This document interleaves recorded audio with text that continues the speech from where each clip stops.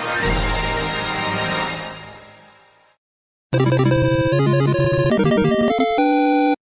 bonjour à tous, ici Elsa du blog Ludipsy, un blog interactif à portée sociale abordant la santé mentale et la ludification.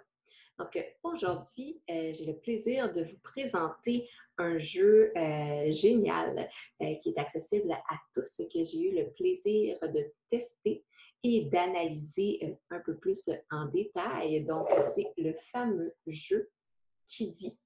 Donc, le jeu Kiddy qui a été créé par la compagnie familiale Jeux Face 4, qui est une très belle compagnie, donc une famille qui a parti ce projet-là, tout le monde ensemble, une famille québécoise que je vous invite à suivre, bien sûr, leur page Facebook Jeux Face 4 et leur site Internet également.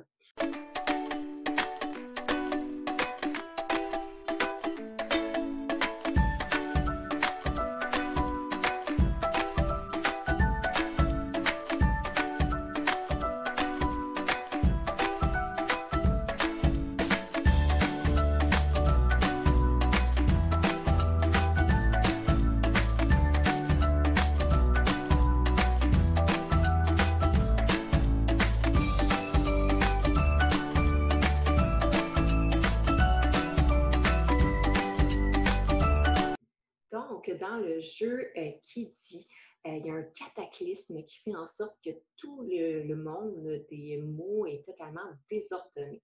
Donc, notre mission ici en tant que joueur est d'arriver à recréer de l'ordre dans cet univers de mots.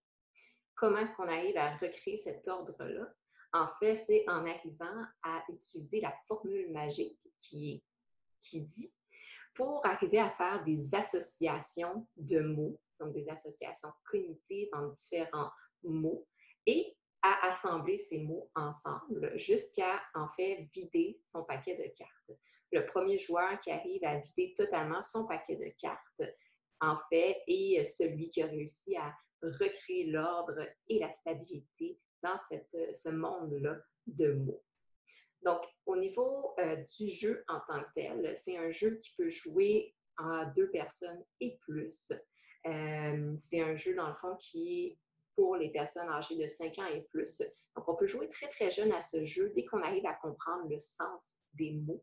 Donc, c'est vraiment un jeu qui permet de travailler ici la sémantique, l'aspect linguistique, l'aspect mémoriel, la création de liens associatifs au niveau cognitif. Donc, dès qu'un enfant est capable de faire le lien entre 2 mots et donner un sens à ce lien, l'enfant peut jouer au jeu et même travailler, comme on va voir, ses habiletés. Donc, en fait, comme je décrivais, l'objectif central est de vider son paquet de cartes à travers l'association de mots. Donc, pour faire, une personne va retourner la première carte. Le premier joueur va être celui qui a le plus récemment lu un livre. Donc, on vous invite à lire si vous voulez jouer à ce jeu pour être le premier joueur. On retourne la première carte du paquet et avec les cartes dans son jeu, on va faire une association avec la première carte. Donc, disons ici que je prends cette carte qui est un oiseau et je regarde dans mes cartes en jeu et oh, tiens, j'ai une forêt. Donc, qui dit oiseau dit forêt parce que les oiseaux vivent dans des forêts. Si cette association d'idées, de mots est acceptée par la majorité de joueurs, en fait, le joueur peut disposer de ses cartes et va en fait pouvoir enlever la carte de son jeu. Si jamais l'association n'est pas acceptée par la majorité des joueurs, alors la personne va garder sa carte et en piger une nouvelle. Donc ici, effectivement, il y a un petit aspect compétitif, mais aussi un aspect travail d'équipe et consensus de groupe qui rend le jeu très intéressant. Également, il y a des petites twists qui ont été ajoutés aux cartes. Donc, par exemple, si on a la carte tournade, comme ça ici, donc cette carte tournade va faire en sorte que les aventuriers peuvent changer leur carte à droite ou à gauche. Donc, le joueur ayant joué la carte peut choisir de changer de paquet et par la suite, on peut continuer la partie. Deuxièmement, ce qu'on peut, l'autre carte, disons pas obstacle, mais disons mystère qui rajoute un petit quelque chose au jeu, c'est la carte averse. Je vais le mettre en français. La carte averse. Donc ici, tous les aventuriers doivent piger 2 cartes, sauf l'aventurier qui a mis la carte adverse. Donc, une fois qu'on a terminé, on retourne la carte hors jeu. Donc, ça fait en sorte que si on sent que d'autres joueurs sont plus avancés que nous, on peut mettre cette carte-là pour faire piger les autres, tandis que la carte tournade, ça a un petit effet de hasard ici si on trouve que son jeu n'est pas assez intéressant, qu'on veut acheter un petit suspense. Troisième effet du jeu, on a cette fameuse carte volcan, le volcan de la colère.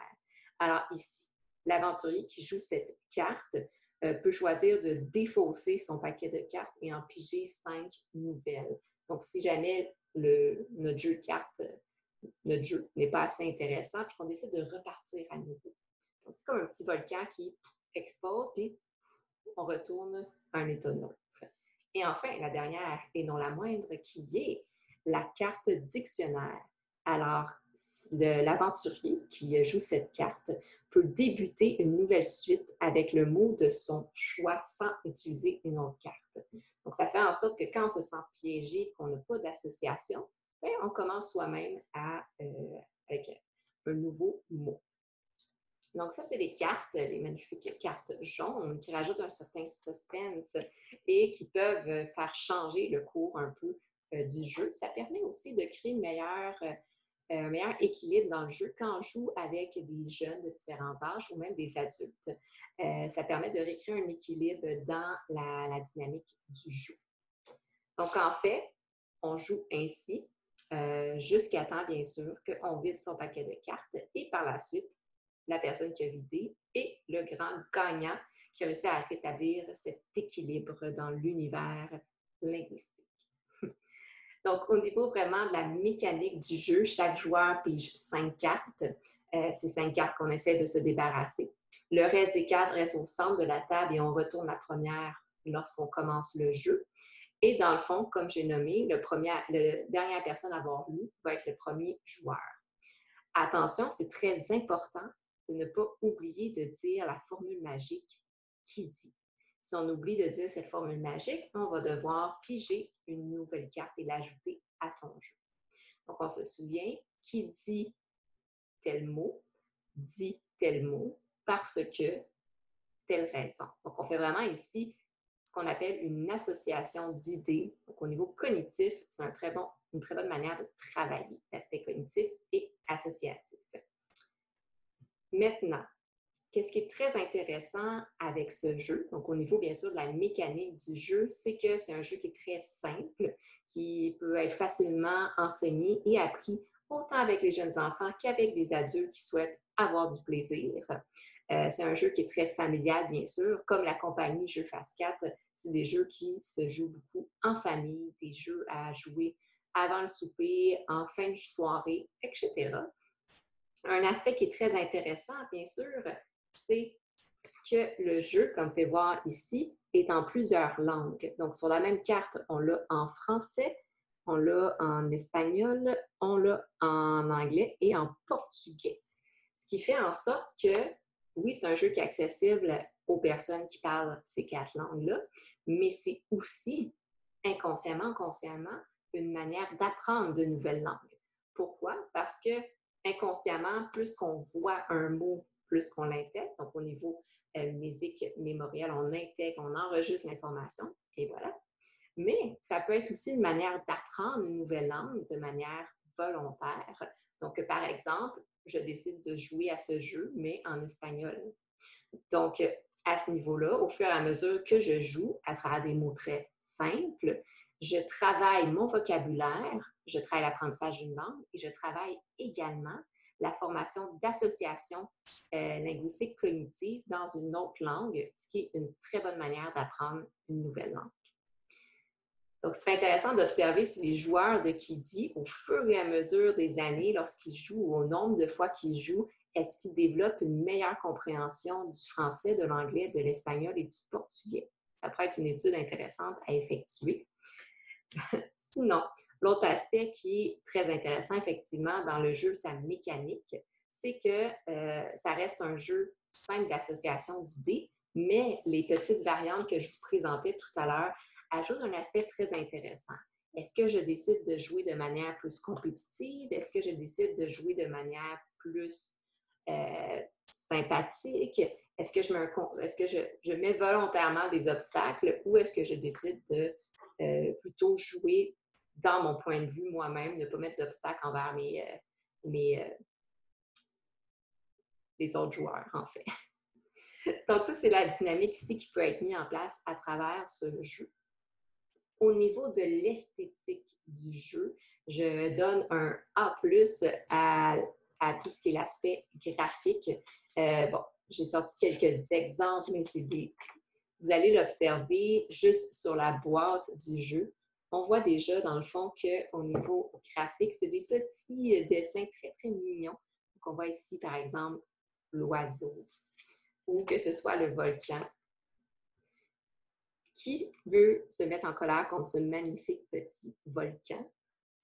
Donc, un gros A+, et un gros main d'applaudissement à Amélie Martel, qui est, dans le fond, la designer graphique qui a fait les graphismes pour Kiddy, mais qui a aussi fait les graphismes, dans le fond, pour les autres jeux de la compagnie Jeux Phase 4, dont le jeu sur le bord de la 20. Donc, au niveau vraiment esthétique, les graphiques sont magnifiques, cute, pas trop cute comme des cartoons pour des enfants de 2 ans, mais assez cute pour être autant attirant pour des jeunes enfants que ça peut l'être pour des adolescents et des adultes, ce qui fait en sorte que le jeu en soi est agréable, peu importe l'âge à laquelle on a.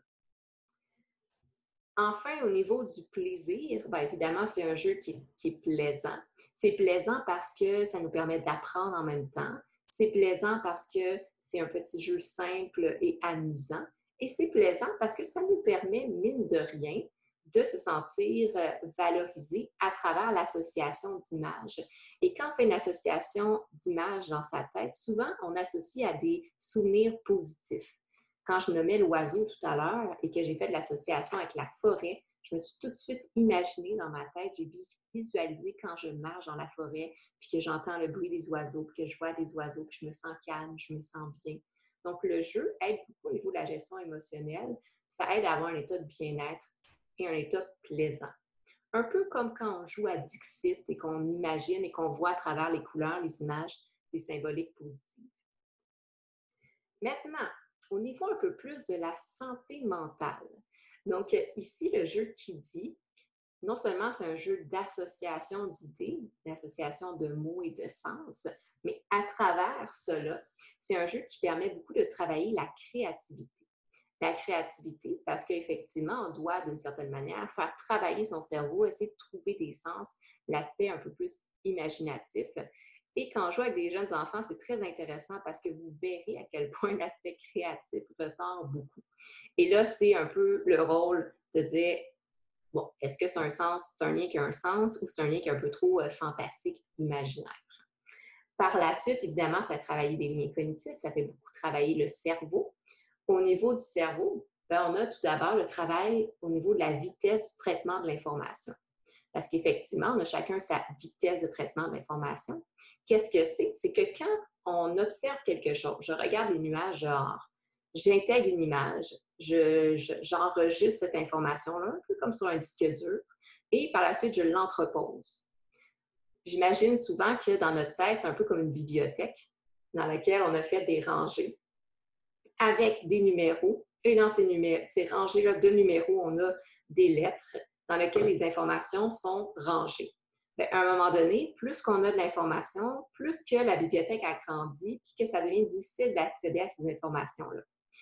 Donc, ce qui se passe quand on cherche une information, un sens ou autre, c'est qu'on s'en va dans cette bibliothèque-là, on vérifie quelle rangée, on va chercher l'information et on la ramène. C'est un peu ce qu'on appelle la vitesse de traitement de l'information. Et plus qu'on travaille cette habileté-là, plus que ça devient facile d'aller chercher l'information. C'est pour ça qu'on peut observer chez certaines personnes que rapidement le lien se fait et chez d'autres personnes, ça prend un peu plus de temps. En ce sens, ça fait travailler aussi ce qu'on appelle la mémoire. Et on prend en considération que plus qu'on vieillit, ça arrive à tout le monde, mais il y a le vieillissement du cerveau en général, de ces liens-là. Et c'est important de plus en plus les faire travailler, notamment la mémoire et la vitesse du traitement d'informations. Et c'est un jeu qui permet justement de travailler ça. Donc, très bien conseillé aux enfants pour apprendre à faire les liens, autant chez les personnes âgées pour entretenir ces liens et ces connexions-là. Par la suite, je nommais la mémoire, pas n'importe quelle mémoire. On va parler de la mémoire épisodique ou la mémoire aussi épisodique, mais rétrospective. Qu'est-ce que ça sert, cette mémoire-là rétrospective? Donc, une fois qu'on a inscrit de l'information dans notre tête, c'est associé à notre passé, rétro, donc au passé, rétrospective, c'est qu'on va aller chercher de l'information de connaissance ou de notre passé pour le ramener à la surface. Donc, ça, c'est une mémoire qui est plus profonde. On a la mémoire de travail, qui est une mémoire plus à court terme, et la mémoire épisodique, qui est plus à long terme. Puis vraiment, ici, c'est la mémoire qu'on apprend depuis longtemps. On va aller chercher cette information-là puis la ramener à la surface. Ce jeu-là permet de travailler ce qu'on appelle la mémoire sémantique. La mémoire sémantique, c'est vraiment par rapport à l'accumulation inconsciente de nos connaissances à travers le temps. Donc, évidemment, on intègre l'information depuis qu'on est jeune parce qu'on apprend depuis qu'on est jeune. Autant chez nos parents, autant à la garderie, autant à l'école. On a intégré plein d'informations. Ce qu'on appelle l'information sémantique, c'est nos connaissances, le vocabulaire, les acquis des savoirs. Le jeu permet justement d'aller chercher cette information-là et d'aller le ramener à la surface et à consolider notre information. Au-delà de la mémoire, c'est un jeu qui fait travailler, comme je le mets tout à l'heure, nos habiletés linguistiques ou langagières. Ici, en fait, non seulement on va faire l'association, on va nommer les mots, mais également, donc, on travaille ce qu'on appelle l'habileté linguistique expressive, donc de nommer l'association entre je pense à quelque chose, j'intègre l'information, je structure l'information et je la communique.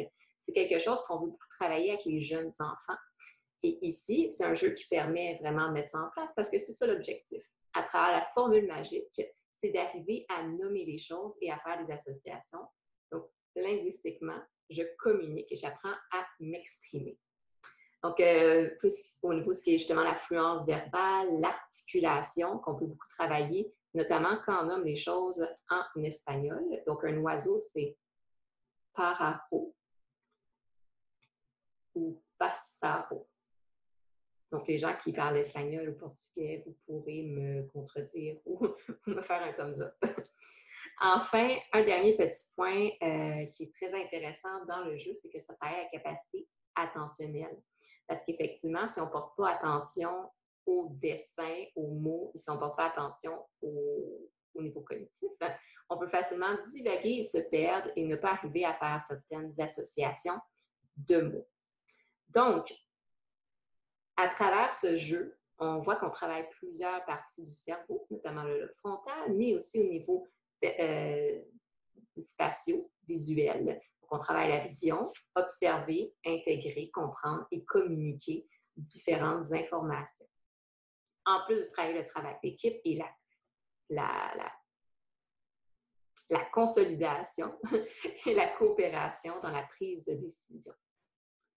Donc, peut-être pour finir avec cette présentation du jeu Qui dit, j'aimerais vous donner quelques petits trucs pour venir travailler votre mémoire épisodique. Donc, notamment, pour arriver à travailler la mémoire épisodique, donc travailler l'intégration de l'information dans notre cerveau, le mettre dans notre bibliothèque, puis faciliter le traitement de l'information, donc d'aller le récupérer après. Bien, un truc, c'est de créer des images et de visualiser ces images-là. Si je crée des images et je les visualise, ça va s'imprégner plus facilement dans mon cerveau. Exemple que je veux apprendre l'espagnol à travers le jeu Qui dit, je peux non seulement regarder cette image d'oiseau, mais je vais aussi voir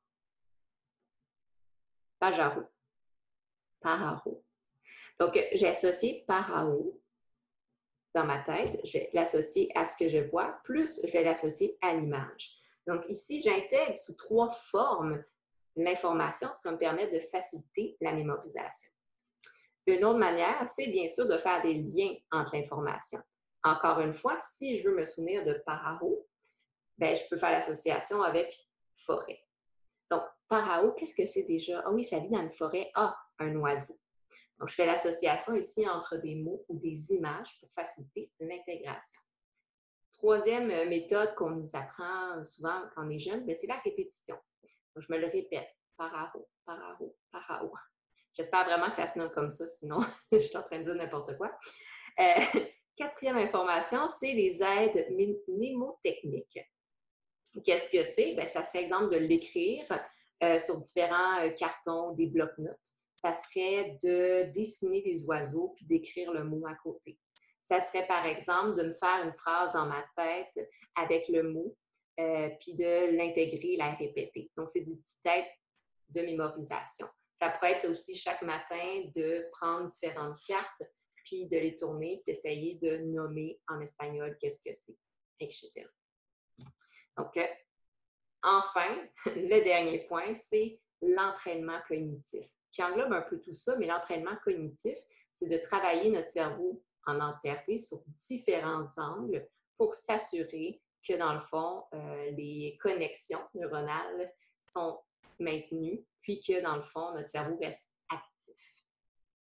Donc, c'était la présentation du jeu Kiddy de la compagnie Jeux Face 4, que je vous recommande autant chez les jeunes que chez les plus grands, parce que c'est un jeu qui est magnifiquement dessiné, une belle mécanique de jeu, très intéressant dans sa simplicité et, comme vous pouvez voir, qui permet inconsciemment aussi de travailler autant des habiletés cognitives que linguistiques, langagières. Donc, pourquoi ne pas s'amuser tout en apprenant l'espagnol ou le portugais?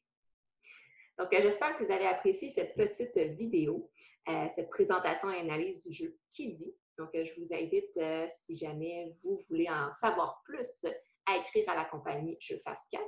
Et sinon, je vous invite à nous suivre le blog Ludipsy, la page Facebook de Ludipsy et la chaîne YouTube Ludipsy pour d'autres présentations et analyses de jeux qui sont présentés de manière hebdomadaire.